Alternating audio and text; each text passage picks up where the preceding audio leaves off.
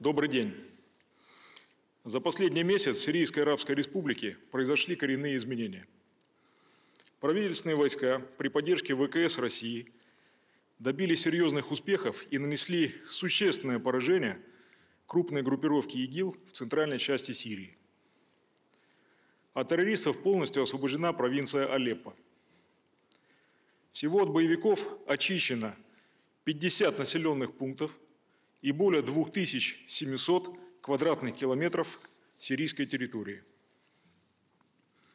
В результате удара правительственных войск по сходящимся направлениям на Эс-Саванет окружена крупная группировка террористов ИГИЛ в районе города Акербат. Продолжаются наступательные действия по сжатию кольца окружения.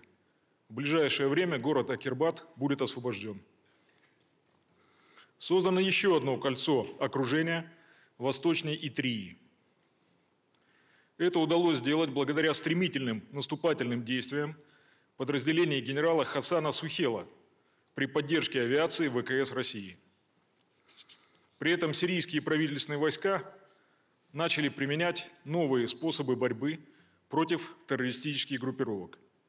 Так, в ночь с 11 на 12 августа при поддержке российской авиации, сирийской армией проведена уникальная операция по высадке тактического десанта в тылу игиловцев в районе населенного пункта Эль-Гдер в провинции Ракка. Внезапность и стремительность действий десантировавшихся подразделений, а также эффективность огневого поражения, осуществлявшегося сирийской артиллерией и российскими ударными вертолетами К-52, обеспечили возможность быстрого выдвижения к Эль-Гдеру основных сил правительственных войск и овладения им без потерь. Формирования ИГИЛ в этом районе полностью разгромлены. Сирийская армия наступает с темпом 30-40 и более километров в сутки. В результате действий сирийской армии освобождены города Эль-Ком, Бир-Гдем, нефтяное поле Мембиджа. Продолжается наступление на Эт-Тейби, создавая еще одно кольцо окружения. Группировка правительственных войск, действующая к востоку от Пальмиры, овладела стратегически важным населенным пунктом Эс-Сухне и без остановок развивает наступление на Дейр-эз-Зор. Для уничтожения окруженных и пытающихся отойти в направлении Дейр-эз-Зора террористов интенсивность применения российской авиации увеличена до 60-70 боевых вылетов в сутки. ВКС России в круглосуточном режиме осуществляют воздушную разведку, выявление и уничтожение бронетехники игиловцев, пикапов с тяжелым вооружением и автомобильных колонн с боеприпасами. За последние 5 суток российские самолеты совершили 316 вылетов и нанесли 819 ударов. Всего в августе авиацией ВКС России выполнено 990 боевых вылетов. По командным пунктам, позициям, складам, перевалочным базам и лагерям боевиков нанесено 2518 авиационных ударов. Уничтожено 40 единиц бронетехники, 106 автомобилей с установленными на них крупнокалиберными пулеметами и до 800 террористов. Таким образом, освобождение от террористов в центральной части Сирии близится к завершению. Продолжается наступление на юге, вблизи города Абу-Кемаль, у сирийско-иракской границы, с целью выхода сирийской армии к реке Ефрат. В настоящее время сирийские правительственные войска при поддержке российских ВКС стремительно развивают наступление на Дейр-эз-Зор с 3 направлений. Плацдарм вокруг этого города является последним оплотом террористов на сирийской земле. Именно сюда стягиваются оставшиеся у них силы. По нашим данным, в этот район переместились боевики из Мосула и большая часть наиболее боеспособных отрядов ИГИЛ из Ракки, которые, несмотря на это, уже в течение 3 месяцев не могут овладеть поддерживаемые Соединенными Штатами и их союзниками отряды так называемых сирийских демократических сил. С деблокированием Дейр-эз-Зора завершится разгром основных сил самой одиозной террористической группировки ИГИЛ, замахнувшейся на создание так называемого халифата.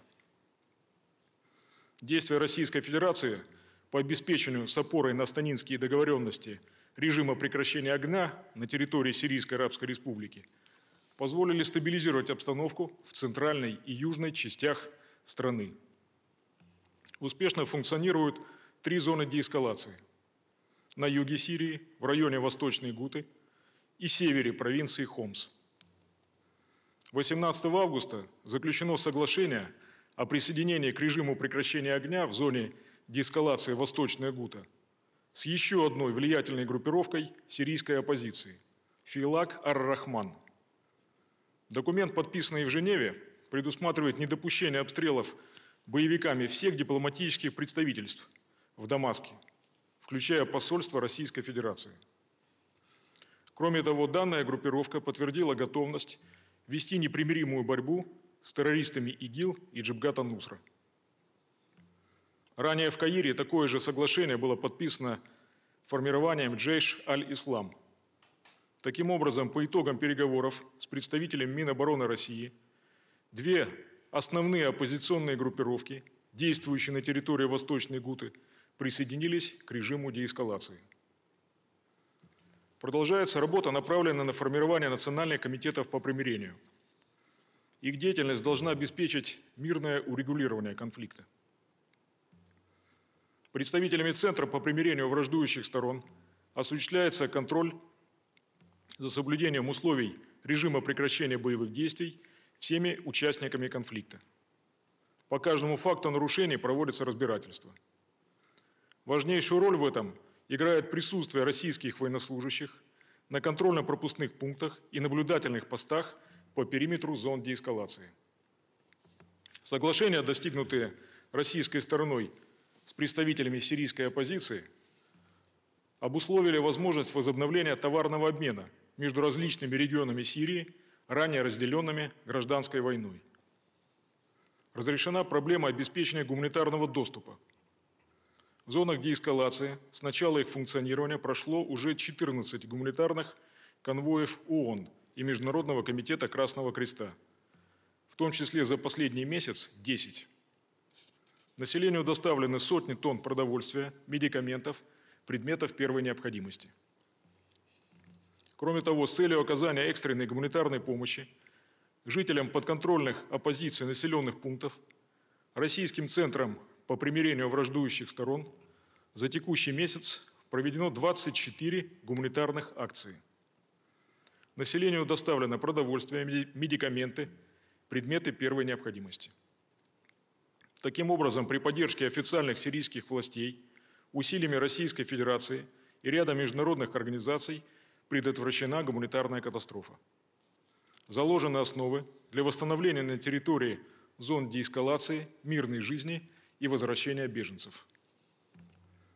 На фоне активизации процесса деэскалации в Сирии Российским центром по примирению враждующих сторон в августе подписаны соглашения о присоединении к режиму прекращения боевых действий с представителями 107 населенных пунктов. Общее число примирившихся населенных пунктов достигло 2207. Врачами госпиталя Минобороны России медицинская помощь оказана более чем 3500 мирных жителей. Российскими транспортными самолетами населению окруженного боевиками ИГИЛ города Дейр-эз-Зор за месяц доставлено 293 тонны продовольствия и медикаментов.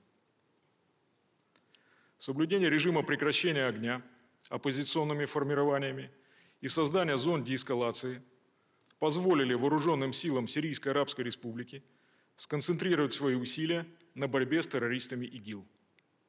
Авиация ВКС России в Сирии продолжит уничтожать боевиков и оказание поддержки сирийской армии в освобождении страны. Главная цель – уничтожить последний оплот террористов в районе Дейр-эз-Зора. Спасибо за внимание.